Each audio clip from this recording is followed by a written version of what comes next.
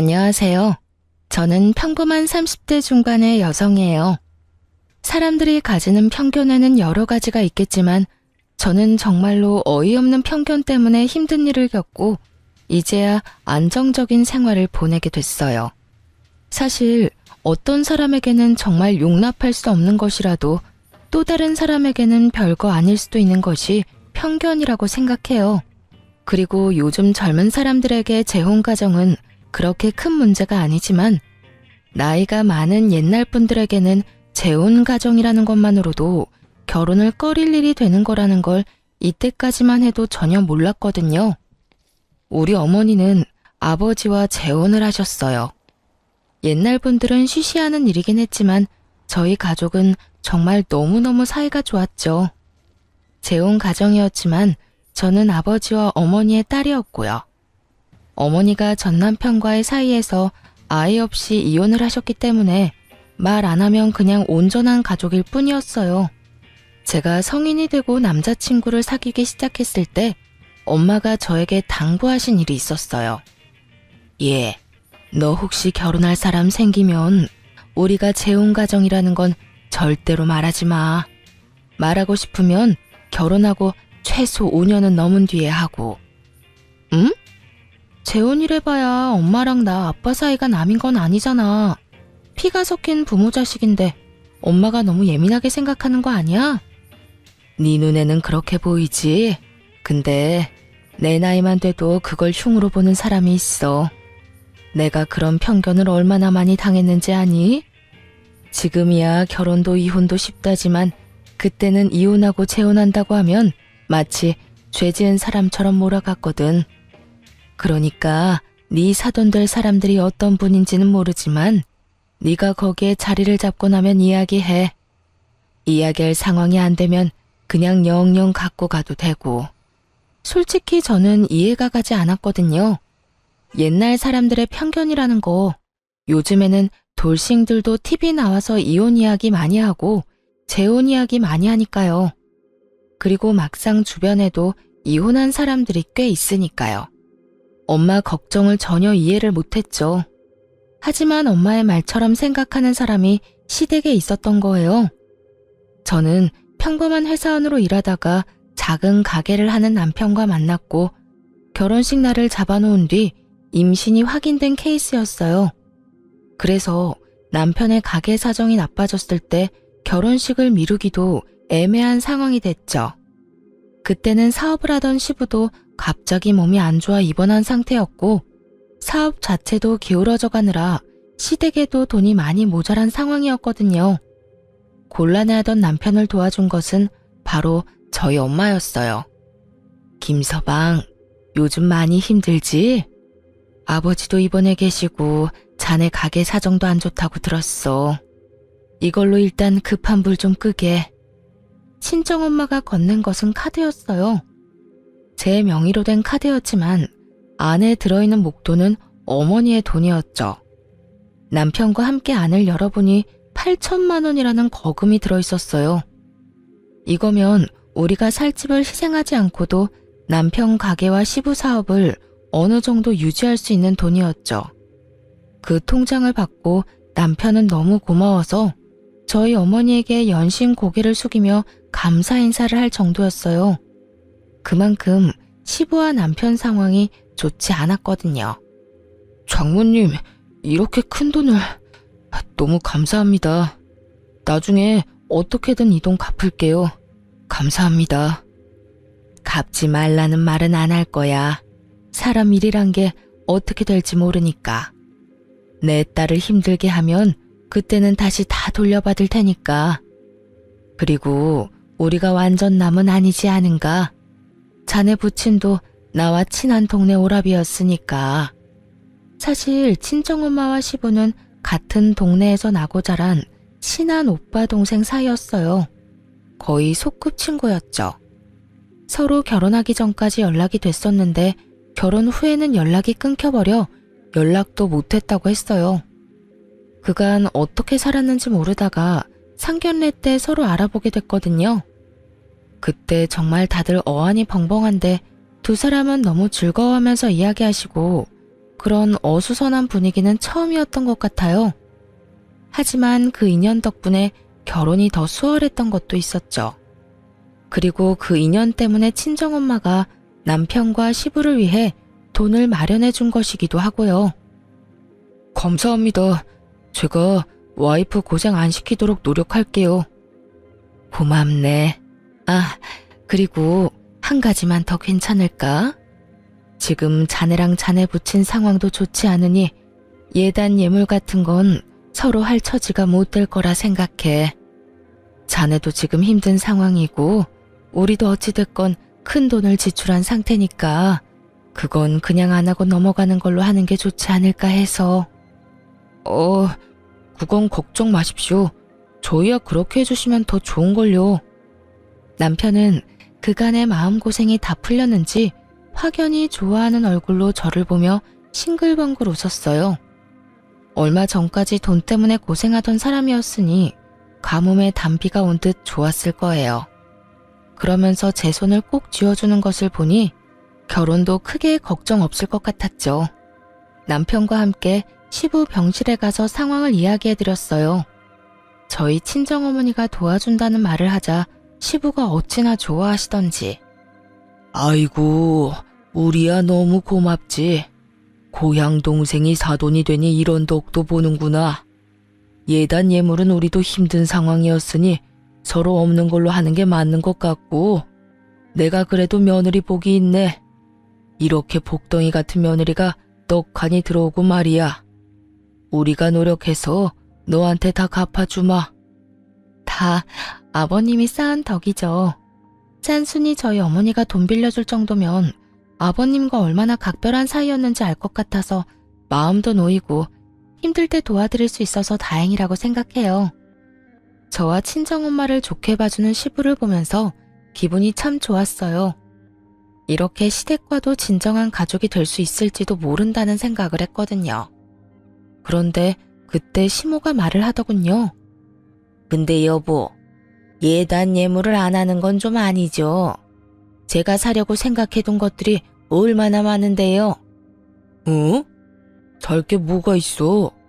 결혼식이 아들 결혼식이지 우리 결혼식이야? 그리고 예단 예물 같은 거 할 상황도 안 돼 우리가. 당신 뭔가 착각하나 본데 간 만큼 오고 온 만큼 가는 거야. 상대방이 분에 넘치게 이미 줬는데 무슨 헛소리를. 그럼 아들이 받아온 돈 중에 좀 떼주세요. 저도 체면치레는 해야 할 것 아니에요. 세상 사람들이 얼마나 욕하겠어요. 며느리가 시집 올 때 아무것도 안 해왔다고. 안 해오긴 뭘 안 해와. 당신 그 욕심 좀 버려. 애들 결혼식으로 세간살이 마련할 참이야? 애들 건 애들 거야. 제발 이상한 거 생각하지 말고 우더런 되는 마음으로 얌전히 좀 있어. 나랑 아들 망하면 집에서 살림만 하던 당신도 다 같이 망하는 거 알지? 지금 당신 하는 짓이 말이야. 물에 건진 인간 살려줬더니 보따리 내놓으라고 어깃장 부리는 거랑 똑같은 거야. 제발 염치 좀 챙겨. 아니면 철이 좀 더 들던가. 어떻게 시어머니 될 사람이 이렇게 생각이 모자라? 시모는 작게 한숨을 푹 내쉬더니 저와 남편에게 눈길도 안 주고 병실에서 나가버리더군요. 사실 남편과 시부가 시모에게는 얼마 받았는지 절대로 이야기하지 말라고 신신당부했었거든요. 그 돈 보면 어떻게든 가져갈 거라고 거의 확신하는 조로 말씀을 하니 저도 아무 말 못했죠. 그러니 시모는 저희 엄마가 빌려준 돈이 그렇게 큰 액수라고 생각을 안 한 것 같더라고요. 여보, 미안해. 엄마가 나쁜 의도로 그렇게 말씀하지는 않았을 거야. 나중에 상황이 다 정리되고 당신한테 얼추 돈도 갚아나갈 때쯤 되면 엄마한테 다 말할게. 남편은 미안해했지만 남편이 미안할 일은 아니었죠. 시모가 너무 생각이 없는 거였으니까요. 아들 사업이 망해가는 거 충분히 알면서도 자기 속 챙기는 모습을 보여주니 아들도 남편도 그걸 못 믿었게 생각하며 진실을 알려주지 않고 있었으니까요. 그때 시모가 어떤 사람인지를 정확하게 느꼈던 것 같아요. 욕심이 많구나. 그런 생각이 들었죠. 그리고 걱정이 됐어요. 결혼식 때 시모가 마냥 밝은 얼굴은 아니겠구나 하고요. 그리고 그 생각은 정확했어요. 결혼식장에서 시모의 얼굴을 봤는데 완전 썩은 표정이었거든요. 탐탁지 않아 하는 표정, 불쾌한 표정, 냉정한 표정이 한데 뒤엉킨 아주 오묘하게 상대방을 짜증나게 하는 얼굴이었죠. 저는 걱정이 앞섰어요. 시모가 왜 화가 났는지도 전혀 몰랐으니까요. 남편과 시부가 시모를 잘 달랬을 거라고 생각했는데 여전히 얼굴이 그 꼴이었으니 설마 아직까지 예단 예물 때문에 저러고 있다고는 생각조차 못했거든요. 드레스 입고 부케를 들고 있으니 마음대로 움직여 물어볼 수도 없고 정말 답답해 죽을 것 같더라고요. 그런데 패백을 하러 이동할 때 시모가 왜 그렇게 짜증나는 얼굴을 하고 있었는지 정확하게 알게 됐어요. 아니, 어떻게 이런 법이 다 있어? 예물을 안 해오면 어떡하자는 거야? 아무리 예의가 없고 경우가 없어도 그렇지 이런 식으로 자기들 맘대로 줄이고 없애고 이런 건 좀 너무하지 않아? 패백실 들어가려는데 들리던 시모 목소리였어요. 저는 당황했죠. 남편 친인척들과 함께 있었는데 시모가 그런 말을 꺼낸 거예요. 시부는 화장실에 간 터라 안에 없었거든요. 시모 말에 동조하는 사람들도 있었어요. 해주기로 했다가 안 해준 거라고? 무슨 그런 집이 다 있대. 아무리 그래도 조금이라도 해야 할 건 해야지. 겉만 번지르르 하고 그 집안 다 망한 거 아니야? 딸 결혼하는데 대놓고 그런 말을 어떻게 해? 돈 쓰기 싫은 거지. 며느리가 그렇다고 엄청 대단한 것도 아니고 뭐 내세울 것도 없는 애 시집 보내면서 그런 것도 없이 오는 거 너무 경우 없는 짓이잖아. 듣고 있으니 눈앞이 깜깜하더군요.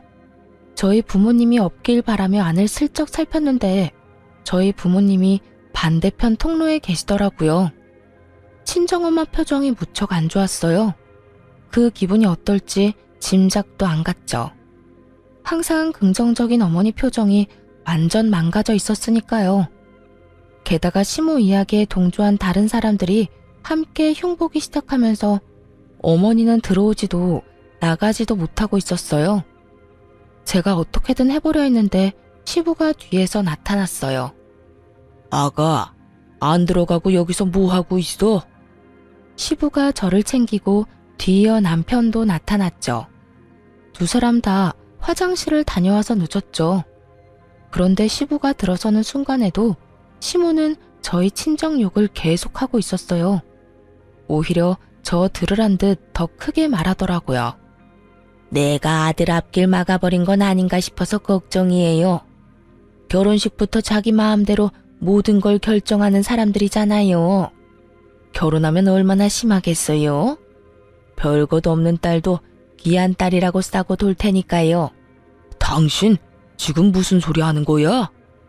결국 시모 이야기를 듣던 시부가 깜짝 놀라 시모에게 소리쳤어요. 지금 친척들 앞에서 무슨 헛소리 지어 만드는 거냐고. 자식 도와준 사돈이 얼마나 고마운데 당신 하는 짓이 원수를 은혜로 갚는 거랑 뭐가 달라. 막말로 예단 예물을 했었어 봐. 우리가 감당이나 했겠소?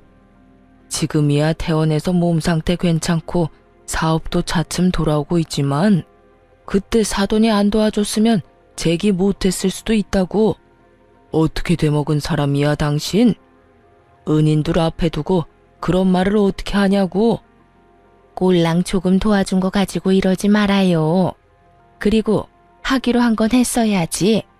그걸로 얼마나 할 일이 많았는지 알아요? 제가 사야 할 것들 다 못 샀는데 그럼 가만히 있어야 하냐고요. 그리고 우리 집에 시집 오면 당연히 도와줘야 하는 거지 뭘 그렇게 생색을 내면서 도와줘요? 정말 떼쓰는 아이처럼 말하더라고요. 상황을 볼 줄 모르는 건지 주변을 전혀 신경 쓰지 않더라고요. 시모와 함께 욕한 사람들이 처가에서 이미 금전적인 도움을 줬다는 말에 자신들이 했던 말을 주워 담지도 못하고 아이고 이걸 어째 하며 발만 동동 구르고 있었는데도요. 그리고 시모의 그 철없는 말에 저희 친정 부모님보다 얼굴이 더 일그러진 사람이 바로 시부였어요. 도움을 준 사람이 바로 앞에 있는데 자기 마누라가 저런 소리를 찍찍해대니 당연히 환장하고 펄쩍 뛰었어요. 뚫린 입이라고 말 함부로 하는 거 아니야. 도대체가 당신은 나이를 어디로 먹은 거야? 그리고 내가 말했지. 당신 그 욕심 때문에 언젠가 큰 코 다친다고. 제발 욕심 좀 버려. 당신 때문에 나도 창피해. 손님들 앞에서 이게 무슨 추태냐고. 결국 남편이 수습하러 나섰어요. 아버지, 진정하세요. 그리고 어머니, 저희 까딱 잘못했으면 결혼식 연기해야 했을 수도 있어요. 어머니가 집에서 살림만 하시느라 아버지랑 제 사정을 모르셨을 수도 있는데 진짜로 위험한 상황이었다고요. 뱃속의 아이 때문에 장인어른 장모님이 저희 상황 많이 살펴봐 주신 거고요. 돈 빌려가는데 예단님을 하자고 하면 처가에 돈 빌려서 결혼하는 거랑 뭐가 달라요? 그러니까 제발 더 이상 저 부끄럽지 않게 해주세요. 지금도 이렇게 친인척분들 모인 곳에서 큰 소리로 남편 말에 시모가 꽥 소리를 지르더군요. 너도 내가 잘못했다고 생각해? 내가 뭘 잘못했는데? 며느리 보면서 덕 좀 보겠다는 게 그렇게 큰일이야? 덕만 봤어요? 망해가는 가게 살려준 은인인데 어머니한테 직접적으로 돈 주는 거 없다고 이런 식으로 구는 것 같은데 살면서 제가 해드리면 되잖아요. 그러니까 제발 제 와이프 처가는 건드리지 마세요. 제발 사람 도리만 하면서 삽시다. 네? 시모는 골이 잔뜩 난 채로 인상을 확 찌푸리고 있었고 시부와 남편은 저와 친정 부모님을 달래려 애썼어요. 두 사람이 잘 달래지 않았다면 분위기가 수습이 안 될 정도로 망가졌을 거예요. 남편은 저와 친정어머니에게 미안하다고 연신 고개 숙였죠. 그때 시모가 자기는 패백을 안 하겠다고 나가버리더군요. 그런데 아무도 안 잡았어요. 시부는 오히려 속이 편하다는 듯 자신의 여동생에게 대신해달라고 부탁했거든요. 그렇게 시모가 없는 패백이 진행됐죠. 시모는 아예 돌아가 버렸더라고요. 엉망이 된 결혼식이었지만 더 엉망이 되기 전에 수습이 돼서 차라리 다행이라는 생각이 들 정도였거든요. 혼주가 그런 표정으로 앉아있으면 사람들이 이 결혼이 어떤 결혼인지 다 알게 되잖아요. 시모가 없으니 분위기가 더 둥글둥글하고 좋았어요. 시부가 돌아다니며 제 칭찬도 하시고 고향 친구들과 어머니 이야기도 하면서 정말 열심히 마지막까지 수고해 주셨거든요. 시부에게는 감사한 마음이 너무 컸죠. 친정 부모님도 시모가 안 보이니 그제야 얼굴이 좀 돌아왔고요. 딸, 그 집 안싸돈 보면 내가 너 시집 안 보내고 싶은데 그래도 오빠가 너 좋게 생각해주고 잘해주니까 그거 하나만 믿고 보내. 예, 혹시라도 네 시어머니가 너 괴롭히면 꼭 시아버지한테 가서 일러라. 알겠지? 어른이 어른 같아야 말이지. 저런 어른도 우더른이라고 다 참아주면 너만 생고생이야. 아니다 싶을 때는 확실하게 시아버지한테 말해. 도와준 것도 있고 이 엄마 얼굴 생각해서라도 너한테 잘해줄 양반이야. 나는 너희 시모 가까이 하고 싶은 마음 없으니까 혹시라도 만나게 될 일 만들지 말고. 알았지? 정말 싫었던 건지 신신당부를 하더라고요. 그리고 며칠 뒤에야 저희는 시부모님 소식을 들었어요. 엄청 크게 싸웠다고 하더라고요. 완전히 사이가 틀어질 정도로요. 하긴 싸우지 않는 게 이상한 일이었죠. 남편은 그 결혼식 이후로 저한테 신경 많이 썼어요. 그런 거 아니더라도 원래 저한테 잘해주던 사람이었는데 더 신경을 많이 쓰더라고요. 스트레스가 아이한테 안 좋은 영향을 미쳤을까봐 걱정하며 발 마사지도 해주고 그래서 시모에 관한 건 좀 털어낼 수 있었어요. 남편이 최대한 시모와 마주치지 않을 수 있도록 해주겠다고 했거든요. 그 말 믿고 안심하고 있었죠. 그런데 남편이 막을 수 있는 것도 한계가 있더라고요. 시부와 남편 사업이 잘 풀리기 시작하면서 집안에 생기는 크고 작은 행사들을 시모와 제가 챙겨야 할 일이 생겼거든요.